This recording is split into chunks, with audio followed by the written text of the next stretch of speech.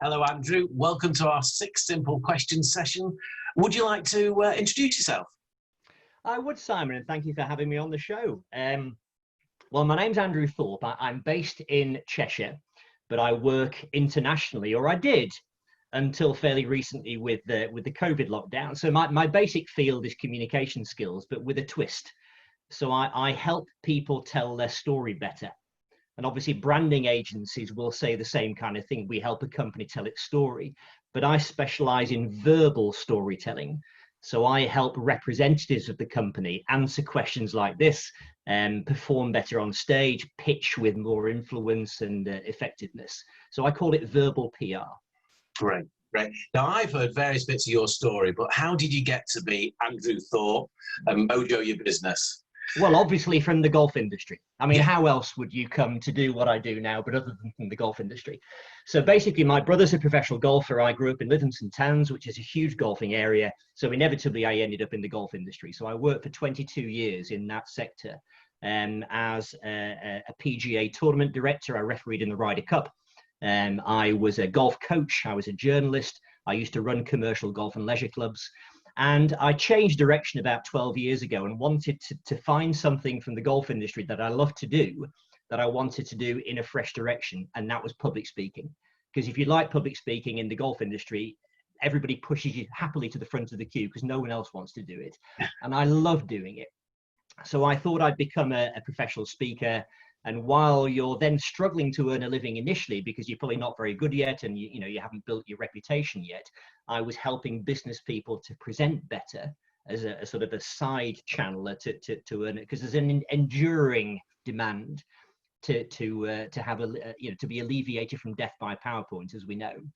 And it struck me after a while that what they had an issue with was not just the way that they were presenting, the usual mechanical difficulties of nerves or not knowing how to sort of engage the audience.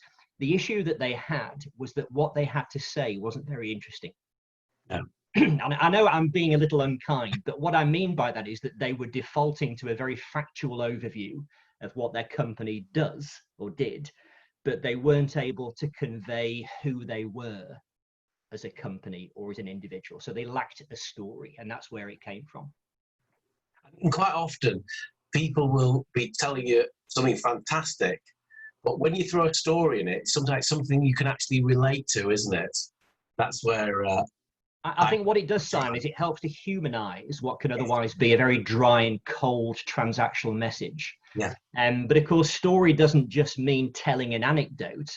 It's everything. It's the way you package your message. It's your brand story, what you stand for, what other people are telling you, talking about you behind your back. What are they saying about you?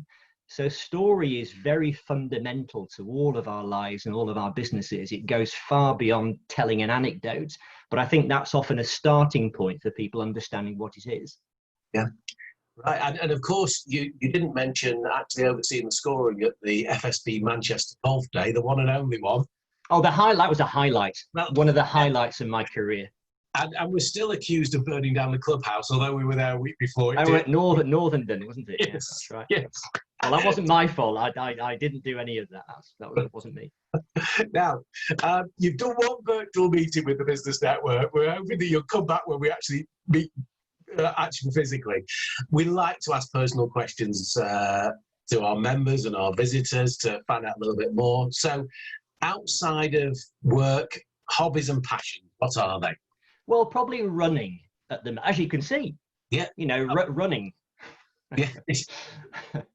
I live in. You're looking great. I live in Bollington, just outside Macclesfield, and it's right on the edge of the Peak District. And obviously, in lockdown, when we had our daily allowance, it was a welcome relief to be able to get out into the countryside. So I really love running. And of course, coming from the golf industry, I was more used to walking. So I've sort of increased the pace a little bit and don't carry clubs with me anymore. So I don't play golf very often these days because my passion really is getting out into the countryside and doing exercise. And obviously just reading. I love film as well. I've always been a huge fan of movies, and that's where a lot of the storytelling interest comes from. Yeah, great. And just as a little offshoot, I don't know whether you've been following our photographer Di Jones, because she lives just outside Whaley Bridge. Yeah. And she goes out every day taking photographs. So she's done on LinkedIn. She's done some wonderful photographs of very close to you. You know, so it's worth. She has, yeah. I know Di very well. She's been a Good. great supporter of mine over the years, Yeah. and me of hers, I think.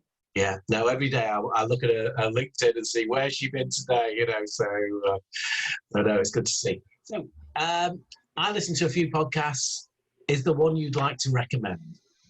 I actually follow American politics quite closely. It's a form of masochistic punishment for me, but I'm fascinated by it and horrified at the same time. And one of the shows that I really like is called The Axe Files. And it's hosted by a guy called David Axelrod. And he used to be Obama's communications guy. And he's a brilliant interviewer.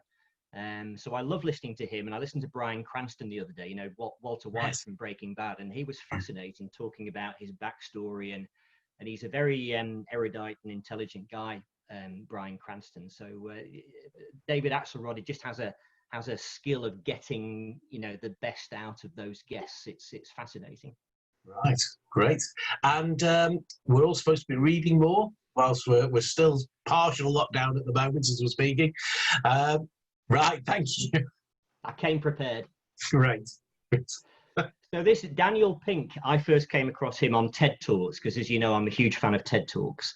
And on that particular occasion, he spoke about the interesting things around motivation, around human behavior and the psychology behind it. So he writes and speaks a lot about you know, human behavior. And this particular book, To Sell is Human, is about a soft form of selling, which is more around relationship building, soft influencing skills, storytelling, but also being an educator rather than a salesperson.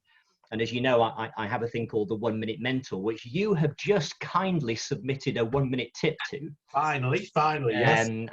So I would recommend all your listeners and viewers to tune into your tip there on the 1 Minute Mentor channel. But that's basically helping people to promote themselves by delivering insights rather than giving an elevator pitch, which can be quite pushy and a bit overly salesy. So Dan Pink's book is a great way if you want to learn how to sell in a softer way.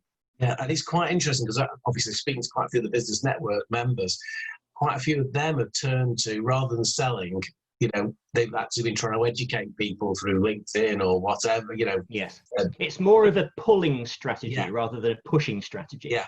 And I think we all prefer that. Nobody likes being sold to, but we like to hear from people who clearly know their stuff, you know, that they're an expert in their field, whether they're selling a product or a service or whatever. But we don't like them to push themselves on us, but we like to feel we're learning something about what they do that might relate to us in some way. Great. And the final question is, any words of wisdom? I always say it doesn't have to be about lockdown, it can be about life, business, or whatever. Andrew. Well, if I return to Dan again, he has a thing called the Pink Cast, which is his podcast, which he sends out. They're only little short clips. And he quoted a book, as you did in your 1 Minute Mentor, actually. You quoted a book as well, Who Moved My Cheese? But this book is around asking great questions. So the question that he asks us to ask ourselves is, would you rather be right or would you rather understand? Okay.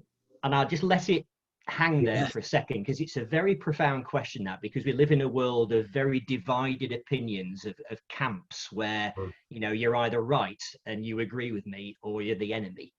And I think we do need to go into interactions with people with a mindset that we're willing to learn, and he describes it as intellectual humility. And obviously all the algorithms that send us material tend to send us stuff that we'll agree with, and then we become more embedded or entrenched in our views. So I think it's a really profound question to ask yourself. Would you rather be right or would you rather understand? Right. On that note, I'll say thank you very much. It's been great, Andrew. So thank you for taking part. Thanks for asking, Simon. Bye.